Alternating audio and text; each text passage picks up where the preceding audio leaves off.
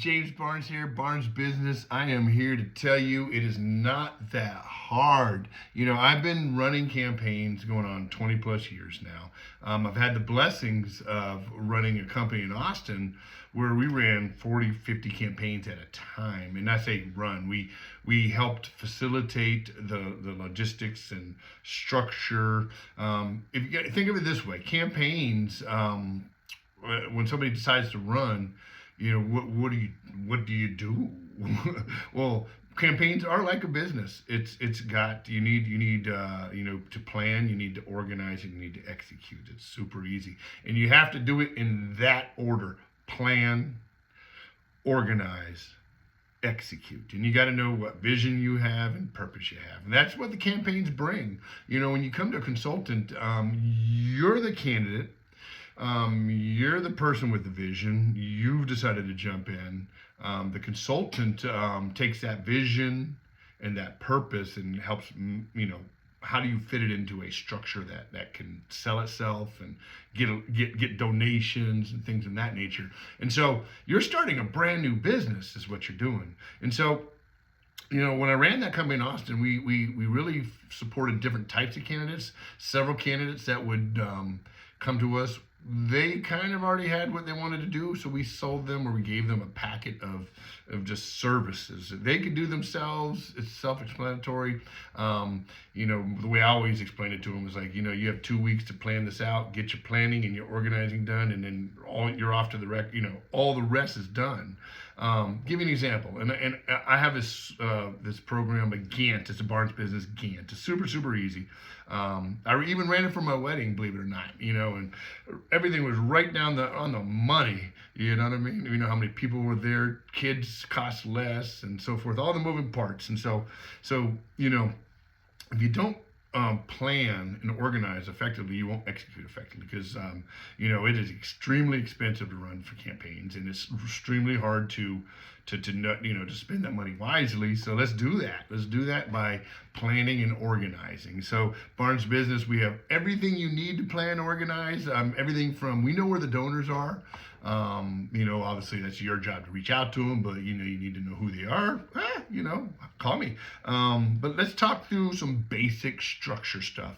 Once again, I want to speak into that Gantt. I'm not going to show you that now. That's something, if you're interested, reach out to me, because the way I used to do it, when you run 40 campaigns at a time, it was just really structured, and it was like we were never confused at where we were in the process because we had it laid out, structurally speaking.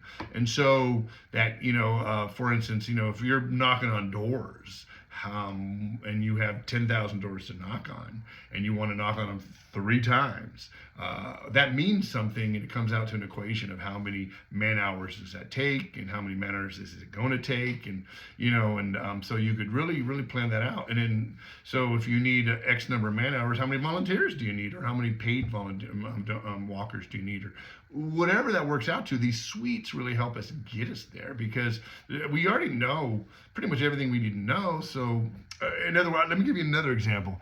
We know all the polling sites right now today.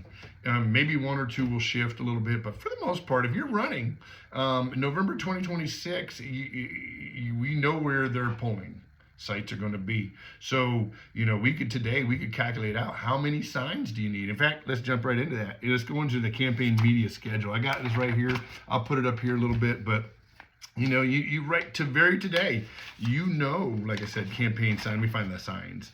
Campaign sign management is a super easy tool I have, not very complex. We already know where the polling sites are going to be. You'd have to hire somebody to go grab them unless you'd already know. Once again, this is complex stuff, but if you already know where they're at, we could do the calculations of how many you're going to need. How many volunteers do you need? If you have 20 sites in your area and you want to man them all, are you going to man them from like morning to night? How many people is it? How many man hours? So all this could be planned out now, November 26th. Early voting. What are the polling sites? Already know them.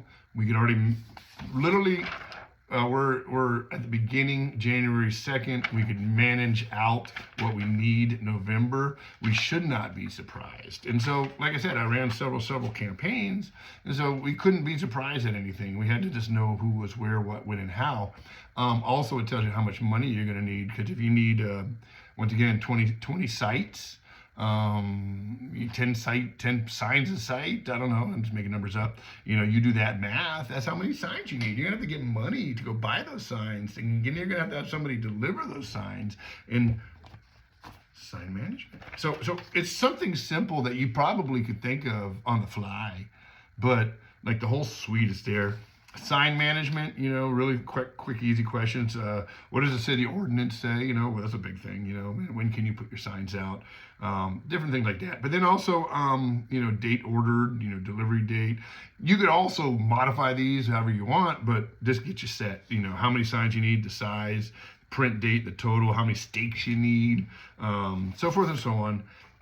Same thing for campaign mailers. I mean, there's no reason you should be surprised, because you should sit down now, plan out what you want to do with your vision, how many people you need to vote, reach, who you talk to.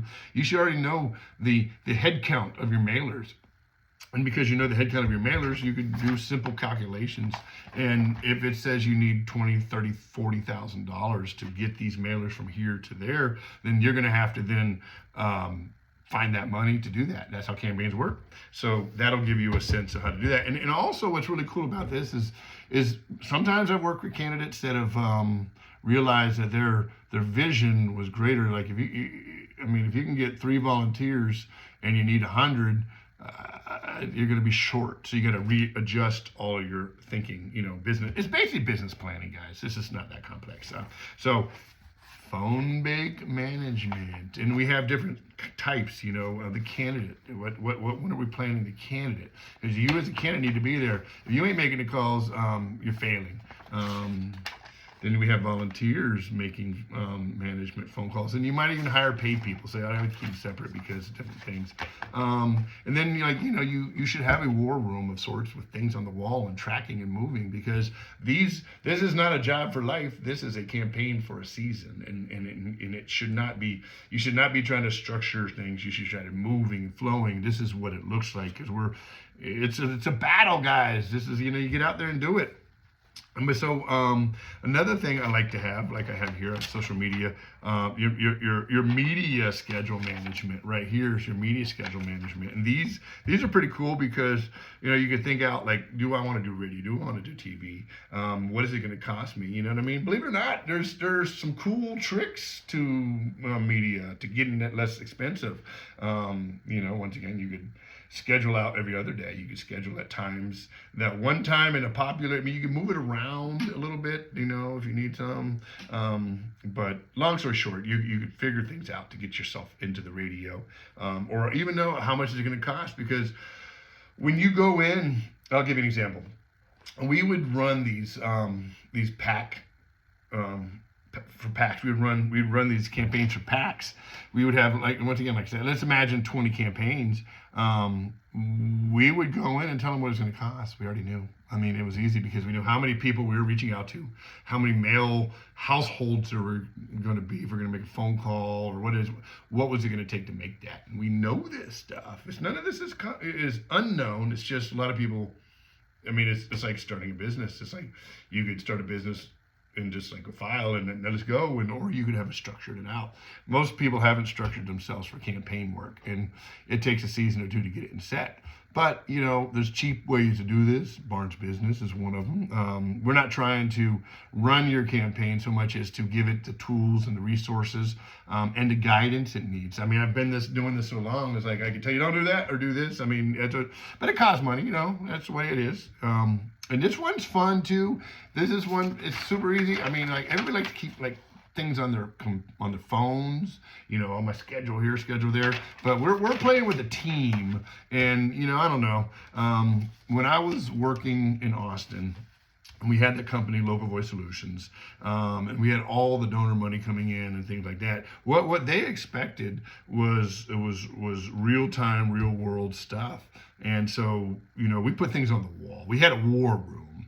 and because it flows and it changes, and it's like, computers, you get lost in it. So, this is just a season. Put stuff on your wall, look at it every day, change it out regularly, because we're moving. You should be advancing in things. You should be like changing it out and high-fiving each other every day. So campaign event schedule. And the way I like to do this is something you put on your wall too. These are smaller, you can make it bigger, but like you would see, and I'm, like I said, I'm just explaining this to you what I'm looking at. It's 1 day a week each, Monday, Sunday through Saturday.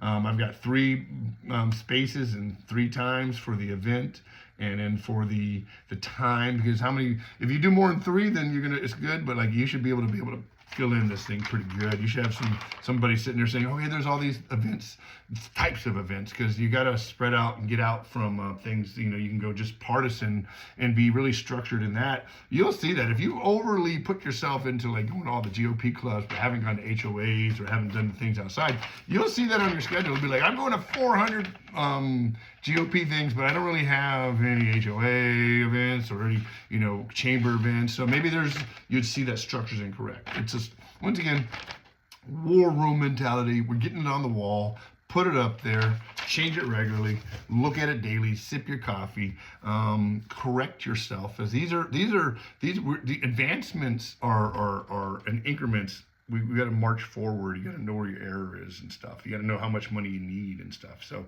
I'm kind of leaning into that. And so there's a lot.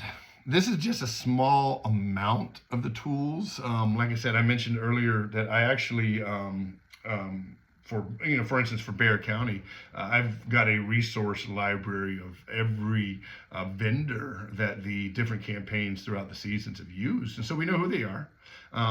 If you're needing a specific type of vendor and you're not sure where to go, where to do, well, I have a resource library. They're available. Once again, those are some of the tools I give my clients. So I hope this covers a little bit of it. There's so much to do. I would love to sit down and see where you're at in your campaign and get you structured. At the end of the day, remember, plan, organize, then execute. Super easy. Barnes Business will get you guided along the way. Call me, let me know. We'll get it going. Blessings.